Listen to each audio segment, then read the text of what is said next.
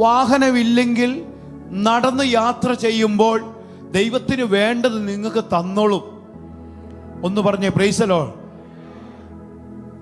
അവർക്കുണ്ടല്ലോ എനിക്കില്ലല്ലോ എന്ന് പറയാൻ പിശാചിന് നാവ് കൊടുക്കരുത്. സ്തോത്രം. ആമേൻ.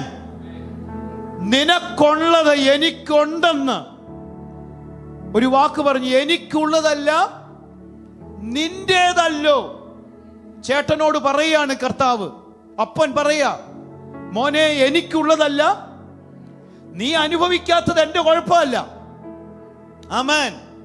ദൂർത്തൻ മടങ്ങി വന്നപ്പോ ഭയങ്കര സന്തോഷ വീട്ടില്.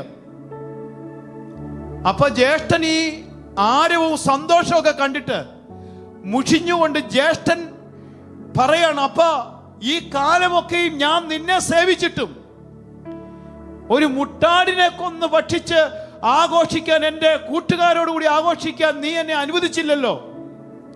അപ്പം പറയാ, മോനെ എനിക്കുള്ളതെല്ലാം നിന്റേതും നിനക്കുള്ളതെല്ലാം എന്റേതുമാ. ഇത് തിരിച്ചറിയാത്ത മകനായി ജീവിച്ചാൽ ക്രിസ്തീയ ജീവിതം ഒരു പിണക്കത്തിന്റെയും സങ്കടത്തിന്റെയും ജീവിതമായിരിക്കും. ആമേൻ. പ്രിയരെ, നിങ്ങൾ കർത്താവിൽ ജീവിക്കുന്നെങ്കിൽ കർത്താവിൽ സന്തോഷിച്ച് ജീവിക്കണം, കർത്താവിൽ ആനന്ദിച്ച് ജീവിക്കണം, കർത്താവിൽ സമൃദ്ധി ജീവിക്കണം.